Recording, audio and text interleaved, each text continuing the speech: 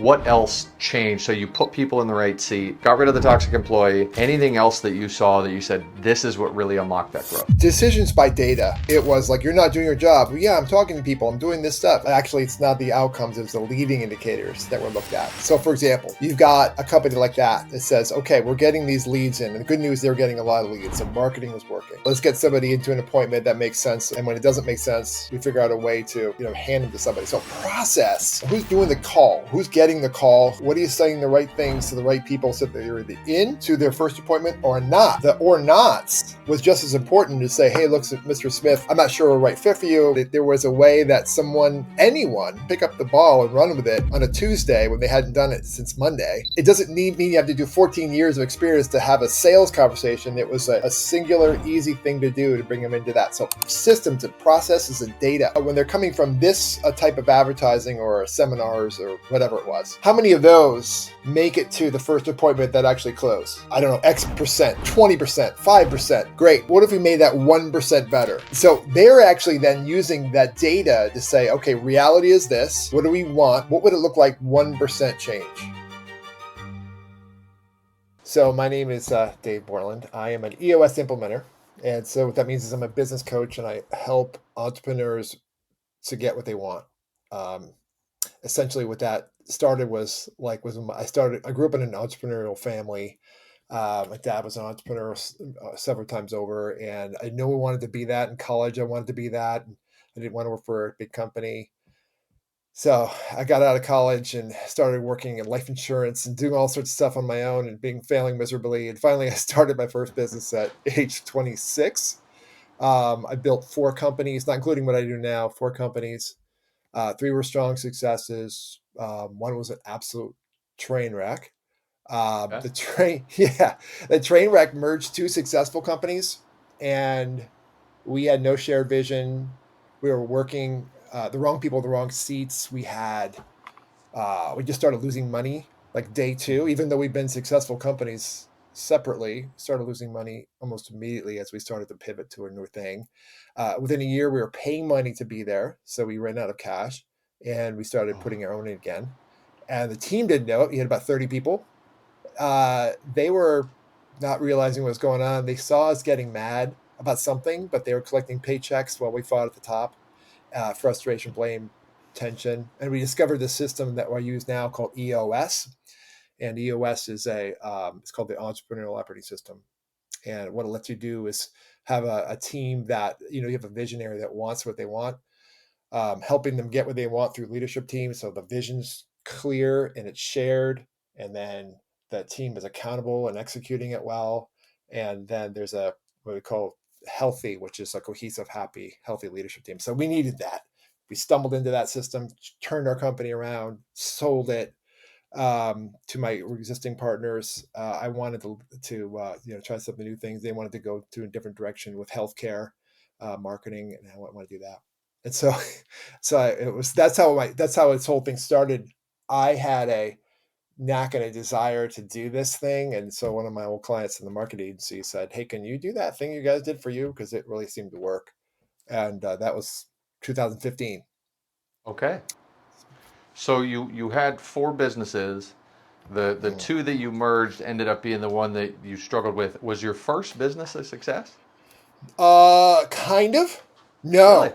Yeah, Okay, it no. was, but kind of and yes. Well, here's what I meant. Okay. I guess I got the good news is you have freedom, right? So you have Yeah. freedom. And so I didn't Sure. have to, I didn't have a boss.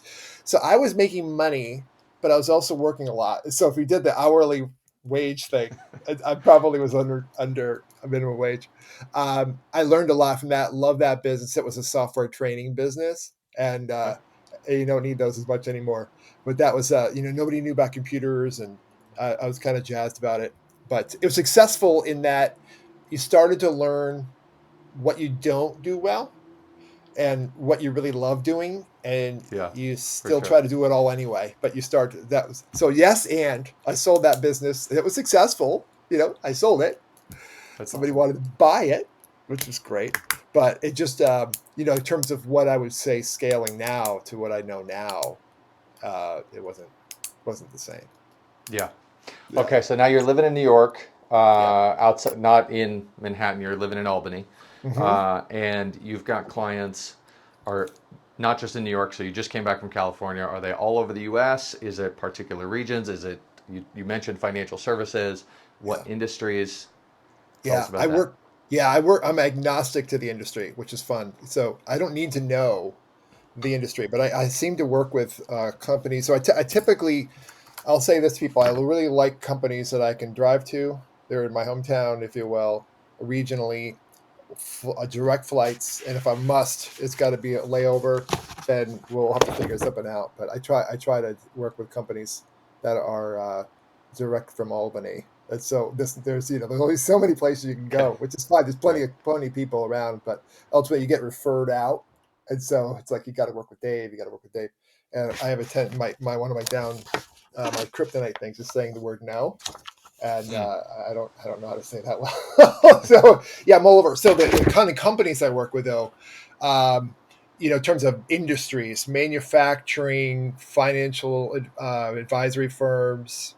I work with a couple Chick-fil-A's. Okay. Ironically, there, even though there's a big mothership there, the operators of those. I've worked in hospitality. I've worked with a lot of what we call MSPs, people who are IT providers, um, architectural firms. I've worked with 90 different teams. I could probably go on to this list, a pretty long list Yeah. of things I don't know. Cancer care. I mean, like healthcare. I don't know anything how to be a doctor.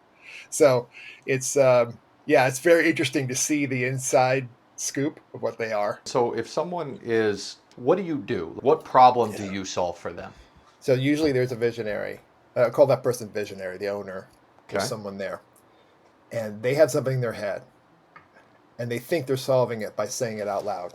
But if you know much about visionaries, which I know you do, that visionary changes their mind a lot. A lot. And it's just whiplash.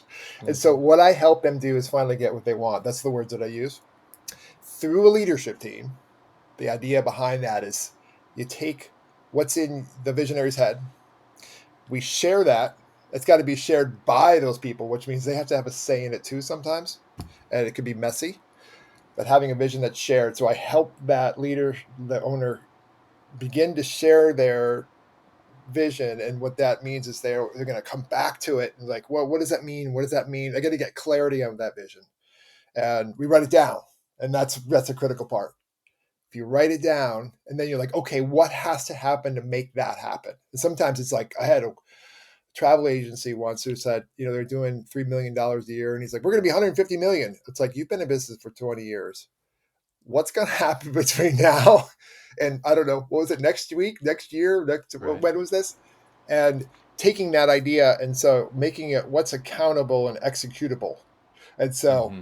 if you can execute it, okay, what can we do? So the team has to, that leadership team, I'm using the word team a lot, but that having one person, I don't work one-on-one with leaders. I work with a team, the leadership team of that person, so that the vision is shared by those people, that there's accountability and execution by those people, and so that the visionary doesn't have to do all those work things. And then a cohesive, happy, healthy leadership team that can have the good fight, but they know it's not personal. It's like, Hmm. this is the right thing, this is the right thing. They fight about it, but it's a good fight, and they actually have commitment toward that and accountability to make that happen.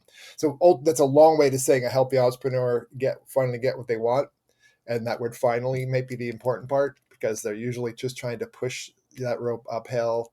I don't know if that's a Yeah. phrase, but that's very normal. And so I've heard that this number of 10 to 250 employees, but if I'm Mm. thinking about a company that has a leadership team, I have to imagine most of these are skewing significantly higher than 10. I have some clients who are four.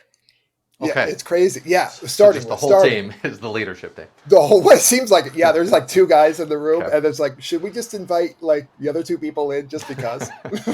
Yeah. So, yeah, it is very normal. I have some clients who are 600.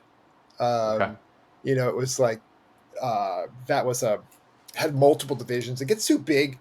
People can do it. Other implementers can do this, and I've worked with some other people like me who have clients who are like, "Hey, they're traded companies on, they're big companies you've heard of." And I'm like, "How does that work when there's some sort of stockholder group?" shareholders way beyond this thing. We're not meeting with just these teams. I can't. That's not my style. But 10 to 250, I find there's a sweet spot in there that says if you can get to know you have leaders of leaders, as opposed to you're the chief doer and you're the visionary and you're the we call the integrator is that person and you're the CFO and their name is all over that chart with 10 people. I find that's hard, and so I'll take that 10. And my hope is like what I just had a conversation with a client. What is it that you want 3 short years from now? And they'll say, I want to grow from my 8 people, and I want to not have to be the majority of all the sales. Like, tell me more. I do 80% of the sales right now. Okay. How much is that? And what do you want the growth to be? And you want to be how much percent? 10% or 5 or none. Huh. Okay. And when? 3 years. All right. So you want to go, what would that look like in scaling size wise? About 40 people, 50. Okay. So taking 8 to 50, that's a big jump. It's not, Netflix and going to 50,000 or whatever they're at, from a couple people. Most of my clients don't want that. They don't want this scaling to be like 10x is greater than 2x thing. They want to be like, it's not slow and steady. They want something. But for me, it seems like those that are like, I want to be 5 times bigger in 3 years. Great. And they just still want to have joy in being in the business, as opposed to like, I want to get to a scalability and then sell it. For me, that's it seems to be the clients that I resonate with. EOS works with people who want to scale it and sell it, and that's a different. Like they just like we want to shoot fast and furious as quickly as we can, get this thing scale with the right people so that the owner can exit and it's not part of the business and it doesn't hurt the business. And that's ultimately the thing. And so your short question was about how many people. There's a sweet spot somewhere probably. When I'm really starting to kick on gear, it's 30 plus. 30 plus. Yeah. Okay. But 4 works too. four works too. And so who sits typically in that leadership team? So I'll just use that. It looks like a org chart. We call it an accountability chart. So the top one is, we'll call that person the visionary. So if there is a visionary, that's cool. There's an integrator. So the second role, we call integrator. Some companies call that the COO, making sure everything's done, that the leadership team is accountable to that person. And then there's marketing, a sales, operations, or whatever the service is. Like somebody's got to do the product and the work and the service. Finance, big one, right? Sometimes HR and admin, depending how big they are. You think about those people, 5, 6 people in the leadership team. I like no more than 7 on the leadership team. You can fit, even big companies, less than 7 on all of those functions. Somebody's got to report into that. And any more than that, it's a committee. You said the leadership team reports into the integrator? Yes. Okay. Yep. And so they make sure that the plan that you walk out of from an EOS session actually gets done. The COO or integrator is in charge of making that happen, and everyone's, that's right. Hey, this is how we're on track or we're off track with regard to our targets. Yes. I think of it like Walt Disney and his brother Roy. So Walt was the visionary, right? I want this. I can't wait to this. And I see it like that. And I can smell it when I walk in and all this stuff. And he wants it. He wanted what he wanted. His brother Roy made it happen. Got it. Okay, we need money for that. We need this, that happen. Who's doing this over here? We need engineers that can actually build these rides and nobody dies. We need people for gift shops, all that stuff. And so that person is critical. The visionary is, of course, very important. But once the thing is started, you're like, okay, now we know where to go. That critical person, that integrator, COO, they're the leader that we have to look at. We can't look at the Walt Disney person and keep asking them direct, detailed questions. That it'll be always changing. And while it's a great vision, somebody's got to execute. Chief execution person has got to be that COO that they look to. Do you have the visionary? Is there ever a time where you see the visionary being the integrator as well? Okay. Yeah, with smaller companies. So 4, it's like that. Okay. That woman or that guy is like, I'm in this box, this box, this box. So that's why we call it an accountability chart, not an org chart. It's not like my president title, my CEO title. Yeah. I'm also taking out the garbage and cleaning the refrigerator. I think most of my visionaries want dearly not to be that person because Hmm. they don't like the execution. I have a couple clients I have had though who thought they were the visionary and they really were the integrator, and they got, I don't know, confused. They wanted to get more in the details and the weeds. And I would ask, well, why do you need a visionary then? You want to be slow and steady, 20% growth a year, which is a lot at some point. Right. Um, what if what if we didn't? What if we didn't even have a visionary? You don't need a visionary, or you have somebody else who is visionary in your business, and they can be your idea person. It doesn't have to be the owner. It's a weird. I will find sometimes I worked with an architectural firm, and it was not working because there's four people, and all of them wanted to do the architecture. Nobody wanted to be in the room with me, maybe because of me, but it was because nobody wanted to take on the role, those functions. Right. And like who were a bunch of team of individuals, essentially, like law firms that do that. I have law firm clients too. And so they're a collective of individuals that happen to work together, but they're not a team. And Got it. so that was a struggle for some of these people. They just wanted to do, I want to stamp the stamp and draw the drawings and do the fun stuff. Like, cool, let's do that and find your rest of your teammates somebody else who can step in, and you hire that person, whether it's fractional or full time, like CFO, obviously. Somebody that can have real chops in that area, that isn't the owner who thinks they know it all. So the owner that hears that, like, okay, I'm the owner, but I'm maybe not the visionary. If they hear that, how does that conversation go? Yeah. I have this question. I ask them, how open and honest do you want me to be? And they'll always say, oh, very. Like, okay, so what if I tell you you suck? so, and then, oh, what are you talking about? I've Yeah. grown a business. And then they start to get defensive, and they should. They have a business. Often they're successful and very successful. And it's like, what are you talking about? Well, you got this business to this far. What if you suck at, let's just say, finance? You say, I have a bookkeeper and he or she does my bidding. That's cool. That's a bookkeeper. So who's strategically looking at the numbers? Hmm. Who is got a budget going and making sure we stick to it as we scale this thing, and making sure we're on track, we're going to lose our shirt? Who's thinking tax strategy? Who's right, any of those things? Just take that box by itself, and they're like, oh, yeah, I don't really do that. I have an accountant. You do? What? Tell me about this accountant. When do you see this accountant? What's a year for taxes? Oh, okay. They're just reporting to the government what you did, but they're not. They're not strategizing with you. They're just doing your taxes. You call H&R Hmm. Block for businesses. Don't do that. You need somebody in that seat that can actually do that. So those are the kind of things when I tell them this, or I'll try to do it nicely and ask questions. How's that working for you? Something like that. That's not passive Mm. aggressive. Um, it seems that's where they hire me, right? And so if Yeah. they can't handle that, then I'm probably the wrong fit for them, or it's EOS is the wrong fit for them. If they want to be told like you're doing great, well, why hire anyone? So if someone is going to work with you, they really do need to be open minded. Like they need to come with their guard down and really be open to change. That's Like right. that seems to be pretty persistent. If can we go through an example of a before and after with a client, Yeah. like maybe your favorite client or someone that you Hmm. said, hey, they came in, the business looked like this before. Here are the two or three very specific things that we did, and then here was the outcome afterwards. Yeah.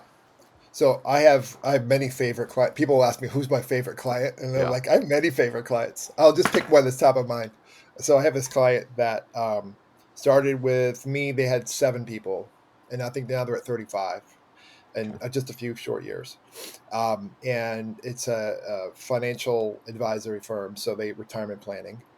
Okay. And I started out with them, and uh, the owner was the majority. It's not even the guy I just talked to, by the way. It's the same concept. The the thought is he did most of the financial advising, and he was the face of the business, and he made small decisions, and. So we built this chart called the accountability chart in the beginning. We sort of put people's names in there, but really it was him. It was every one of those boxes. Every single one of the boxes was him, right? And that was eye opening. Yeah. that was a before picture, and that desire that he also had this other advisor with him. The only other guy doing any kind of advising was on the leadership team somehow, and he wanted that person to take over sales, and it wasn't going to work. That guy didn't want to take over sales as the leader. He wanted to just do sales, and he also was kind of holding the owner hostage. He thought he was a very important person, and he was, but to the level of like, well, I want what I want, and I'll just do it my way, and like, there's no systems and processes. So there's a lot of firefighting going on between those two, and a lot of egos and gnashing of teeth, and all that stuff. So that was a before picture. They had Hmm. grown, but they were, they're pretty successful. But it was really hard just to get to that. You saw them hitting this plateau, and it was like every year they would hit this number, and it was a good number, and he could make money. I mean, he made a good income, really good income. But it was just like, oh, he didn't want to show. He said, I didn't want to show up to my own office. Mm. So that's the before picture. Okay. So now, so there's the after. There's never an after if you have a business, right? It's always during. So it's like one of those that after, unless you sell it, it's not the end. I hope for them is that they are at multiple 5 times their size, whatever. They're number one in this group that they compete against. But there's a trackability thing about how much in their world they call AUM. They're number one of 800 companies that do this in their sphere. They are very good at what they do. Operational maturity has grown significantly. They got real people in the real seats, the leaders. The leaders are doing less of the doing. They're still doing a little of the doing with 35, but it gets to that point where they started to say, "Oh, I've got people for that now." Beyond the leadership team, there was what happened with the owner who did most work. I think he's got like of 1,000 clients, he's got like 20 total his, and he's still doing the fun stuff. So all the fun stuff of being out there in the world, and he just loves the marketing side of the face to the world kind of thing. Okay, so we'll go Yeah. 7 to 35, and then you had an individual who I'm assuming was driving a large chunk of the sales, Yes. that the hot shot on the team, Yep. but from a culture perspective was hurting the culture. Very Did much that so. person make it to? It's what got him there, but did they get? Are they still with the company? No. Yeah. That Yeah, what you find is often they're not on the leadership team, but they're not on the team. Period. Right. They've discovered that one of the things we do is we discover real core values. So we don't make them up. These are the core values. You got to hire them. You got to hire them on. Yes, we'll hire them on. We're going to let people go who don't have them. Ultimately, we'll review and do all that stuff. But the idea is like he didn't have it. He has core values, but they weren't a match. And he's not a bad person. He's a good guy, but he wasn't a match. And Mm-hmm. so that ultimately um, was painful initially, but it's have you seen this before? The next day, it's like when this happens, people coming into the office and they're like, "Oh, thank God you did that. Why did it take you 2 years?" Right. I don't know if you've heard that expression from people who are like, "Thank God he's not here." So that was an insight they didn't really have before. People weren't being open and honest, but it was huge. That person left. That even bumped up even way higher. It wasn't like a fiefdom, essentially the words I used. Yeah, and I've seen that a lot. And we have a client that 2 months ago they ended up firing an employee that was not good for the culture, and what we saw was that 2 months later, while that person had the highest close rate on the team, 2 months later the whole team revenue shot up because it was just we're not dealing with this toxic employee anymore. The whole team is running more smoothly, and we as a team were able to produce a lot more. Sales conversion on the whole increased, and the overall revenue jumped. So I find that more times than not, it's like while the owner holds on to that rather toxic employee, the sooner they get rid of them, it is better for the long term of That's the 100% organization. right. Yeah, yeah, that's true. You see it all the time. So you 5x headcount, you Yep. 10x profit on the business. If you had to Hmm. look at, so we talked about getting rid of an employee that was not good for morale, didn't align well with the core values. Got rid of the toxic employee, put people in the right management seat. Anything Yep. else that you saw that you said this is what really unlocked that growth? Yeah. Yeah. Data decisions by data. Huge, right? Actually, it's not the outcomes; it's the leading indicators that were looked at. So, for example, you've got a company like that says, okay, we're getting these leads in. And the good news, they're getting a lot of leads. So marketing is working, right? Hmm. And so the leads come in. Let's take the phone call.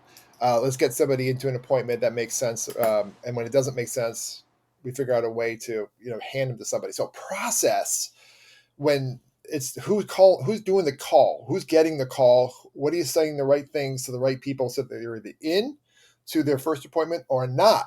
And so the or Yeah. nots was just as important to say, hey, look, Mr. Smith, I'm not sure we're right fit for you. I don't remember their spiel specifically, but on this one, but there was a way that anyone could pick up the ball and run with it on a Tuesday when they hadn't done it since Monday. It's like, it Hmm. doesn't mean you have to do 14 years of experience to have a sales conversation. It was a singular, easy thing to do to bring them into that. So systems and processes and data. And so with data was interesting. It's like, okay, what people, when they're coming from this type of advertising or seminars or whatever it was, how many of those make it to the first appointment that actually close? Close being like Hmm. our sweet spot client. It's, Yep. I don't know, X percent, 20%, 5%. Great. What if we made that 1% better? So they're actually then using that data to say, okay, reality is this. What do we want? What would it look like 1% change? It would look like another 10,000 and profit. Oh, every 1% change is 10% profit. Okay, is that right? No, it's actually probably multiple of that.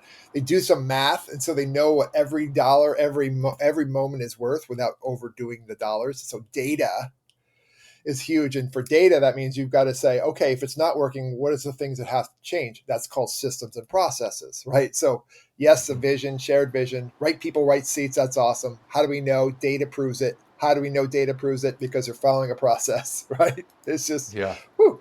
And then issues. I think that one of the final couple things is, have an issue with any of those things. Yes, you actually bring it out loud to the team.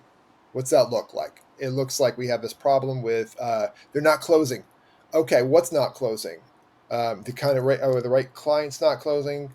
They're not coming Hmm. from part one to part two, part three. Taking too long. What's going on? And so they identify the real issue and they actually solve it for the long term good. And they make quick decisions, but they make informed quick decisions, not just forever informed. And then they make those decisions. I think ultimately, a company like that, they start to get, I use the word operational, two words, operational maturity earlier. And that's this, right? It's not just based on your gut, use your gut, but ultimately data driven decisions.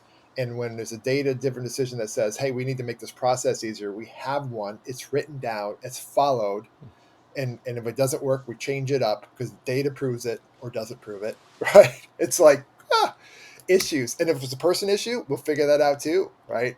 And so being able to do those things, huge, huge, huge, huge. I think one of the Awesome. biggest drivers of a business. Yeah. Okay.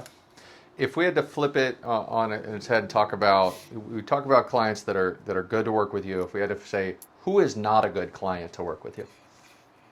Whew. Yeah. This is. I've worked with some not good clients, or just not right for me. Let's Okay. just put it that way. Okay. Okay, so that usually means this. I will go the opposite of humble. They're an ego-driven person. It's I'm right. Hmm. Fix my people. Like I have a people problem. Great. Well, what is it? It's about others. Ooh, okay. And they're not listening. All those things, but ultimately not open and honest. Not um, looking to change unless it's their idea. And so Mm. if you think about that one right there, it's like, hey, I've got an idea. Let's just run with it.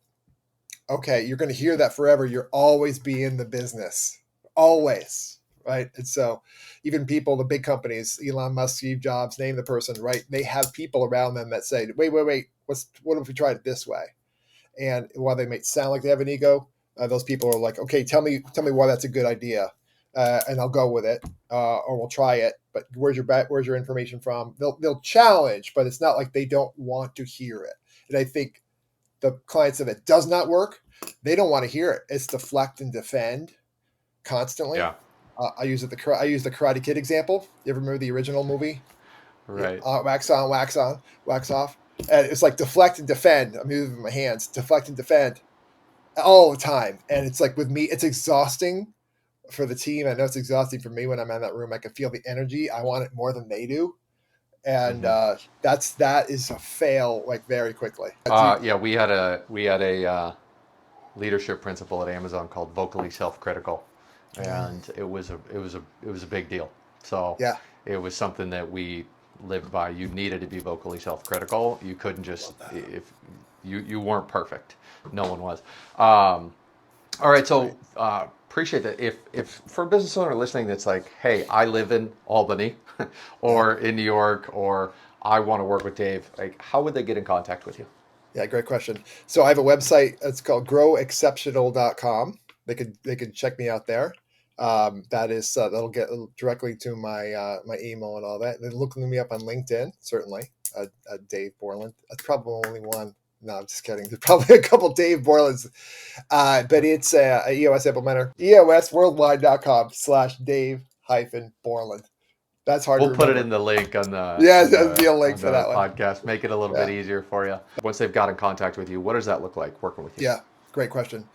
One of the things that we'll do is we have I call it help first conversation. I don't assume I'm trying to close you at all, right? So I'll start there. We have a conversation. If it makes sense, we have what we call a 90-minute meeting, which is an opportunity for the leadership team. So if it's your business, I would, with your top leaders, have a 90-minute meeting, kind of giving them all the tools, everything, all EOS has. What's EOS? What's Dave like? But what's EOS? I'll learn about them, learn about me, learn about the tools and the process, and you decide to do it yourself, right? That's an option, right? So self-implementing, we call that. It's like a DIY for EOS. That's an option. They can work with me. They work with someone else like me. If they don't like my style, but they don't want an EOS, they want an implementer, they can do that as well. So that first conversation, just a conversation with typically with my owner. What is it that you want? Things like that. 90-minute meeting, and from there they want to do something with me, then we engage in the process, which is usually about 2 years with somebody like me total. But there's no contract and none of that, so it's the idea of like, if it's not working, get rid of me, don't even pay me for the day that I'm there. Like, it's legitimate. Like, kick me out, enjoy Right. it. That's a normal thing. If they want to do any of that, by the way, the book Traction, written by Gino Wickman, is a great place to start. And so any Okay. implementer like me will be happy to chat. But that's the DIY book. And so if they're just like, Okay. Dave, I don't want to talk to Dave ever, cool. Read the book Traction, and you probably you glean some information from that, either how to do the system or how to do parts of the system. And so I find that a lot of owners with super busy with their own business. They've got AI coming at them. They're drowning in work to do, and they're like, all right, I don't want to read another book. I Yeah, just want to dive in. You've said it's typically 2 years. What is that? So you do the 90-minute session, and then yeah. just could you give me the quick? What do the 2 years look like? Great question. So we have this we call the EOS proven process. And so what that looks like is when you start day one, we meet in what we call session days. And so Okay. the first three sessions are consecutively day one, day 30, and day 60. And so not like right together, but a little spaced, but 130 and 60. And then the first one, we start off with what we call foundational tools, a focus day, we call that day. And it's like that accountability chart I mentioned, the scorecard, the data numbers. We talk about that. How do we really have the meeting? When we have a meeting, it doesn't suck. Well, how do we really solve issues? And then what are the big priorities we call rocks? What are those things? We do that literally day one. There's no like future stuff and we want to be, when we grow up stuff. We literally build the foundation like a house. Like, it's Okay. not attractive, but that's the first day. Second and third day, we say, how did it go for those days? So we send them off to homework after day one. It's like, okay, you got to start using these tools. I'll be back in 30 days. We can talk, certainly, but they start trying it on their own and doing it and get awkward with it and do all that stuff together. We get to that together. Day two is about, okay, how'd it go? What's working? Have we mastered those tools to some degree? Is accountability chart right? Scorecard, all that. And then we dive into your what do you want as you grow up? Who are the right people, the right seats, all those things, right? And so, what do we want 3 short years from now? 1 year, 90 days, over 2 days that aren't consecutive. Remember, day 1, day 30, day 60. 30 and 60 are those 2 days. We actually there's some homework in between that. Like, is this really what you want? Thinking stuff. And so they're still doing those first day tools, and they're starting to really think, implementing those things. And meanwhile, they're thinking about, is this really what I want, what we want? And sometimes the answer is yes, but that's why they're spaced out, is because day Yeah. 130 is 60. At the end of 60, they should have their plan that is shared by the leadership team. So only the leadership team for now. They know it, they want it, they have the right stuff in the right place, so they're going to do it all. And then we start executing on a quarterly basis with me. They're still executing, but on a quarterly basis, set up the next 90 days. What's the most important thing to do? Set them in place. Come back 90 days. How'd it go? What'd you learn? What's next? What's specific is next? And then move on every quarter to start doing that. You'll every year you'll set up an annual, just making sure we're still what we want long term, and maybe Yeah. some new long term stuff, right? And so there's that. But the idea behind that is, 5 days a year or so I'm with them, maybe six, depending on how the year breaks down. And for 2 years, some clients will last longer than two. I just had a client graduate. It was 9 years, and they knew what I was thinking before I did sometimes. And they should have been out earlier because they Okay. just wanted me to facilitate. I'm like, that's cool, but ultimately, they were good. Right? They could have done that, Okay. and I told them that, and they said, no, we want you. But normally, it's a 2 year thing. Okay. My hope is to be graduated from, so they can do it Got it. themselves at some point. Some are faster, some are And shorter. I imagine, okay, so are you typically approached by the owner of the business? Is that who typically will start? Yeah. And then Yes. from there, you go into your first meeting. How often is the leadership team like, who is this person? What are we doing? Or they typically come in, uh, hey, everyone's excited about it. I imagine there's sometimes some hurdles you got to get over with that. There is. Yeah, that 90-minute meeting thing. That's the reason why we have one. If we don't short circuit that is ever, if we can help it. It's just not even help it. We just don't.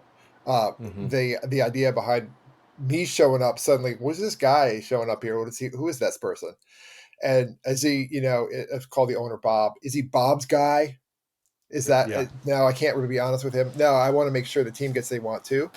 And they got to be open and honest. So in that 90-minute meeting, they get a chance to meet me for the first time. The first days as we get it, I'm building the trust with that team over time. But yeah, I have some clients, the people in that room were actively against it. Yep. And sometimes you're actively against it because they don't want accountability. I'll go to that angle. They're not the right person in the right seat, and they know it. They just don't want to do it, or they are right people for that business, but not in that room. Yeah. Yeah, and they should be like doing the architect thing, like I talked about. I just want to be that. Great. What if we find somebody new for you to be the leader to Hmm. execute on that? You can still be shareholder, but you'll do the architecture stuff. So I find that changes too. The dynamic changes every time the team changes, the leadership team. But ultimately, that team coming in, yeah, sometimes they're like, "What's going on?" I would ask that they read the book Traction. Sometimes they do, sometimes they don't. What happens there? But that idea of like starting to build momentum with a Hmm. team that starts to believe it happens pretty quickly in those first 3 meetings that we have. And if not then very quickly, shortly thereafter as well. And consistently, I think you'll find that they'll either off the team because they're not the right person, or they're like bought into something. They were the right person, but they're just kind of, I'm just angry. That's what happens too. They go, thank God, okay, we have a way to do this now, and then they're all bought in again, like they were some point in the past. And so I love to see that part. Do you ever find that, and how I'm sure you deal with this, you have someone that's on the leadership team that has an issue that they want to bring up, call it the elephant in the room, and they're like, Yeah. hey, if I bring this up, I'm poking the bear over here. How do we address this in a, I don't want it to sound like it's coming from me, but I know we need to address, how do you handle that? Yeah. My hope is that they'll be, if you've heard of Patrick Lencioni, do you know who he is? Mm-mm. Yeah, so he's a guy named Patrick Lencioni, has a book called The Five Dysfunctions of a Team. And Yeah. the reason I bring this up is because it looks like the Maslow's hierarchy of needs, and the baseline of that pyramid is, on that one is, of course, is food, shelter, and all water and all that stuff. Um, this one is trust. And so if I can't trust the team, I can't be trusted, right? I'm not vulnerable. I have to be vulnerable. And so what I encourage the team to do, and there's ways that I do it during those meetings, to say, hey, what if we were open and honest? What would that look like?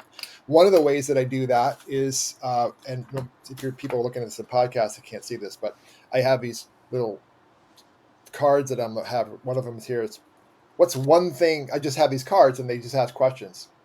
And this is what's one thing we can do that could save us at least 10 minutes a day if we stop doing it.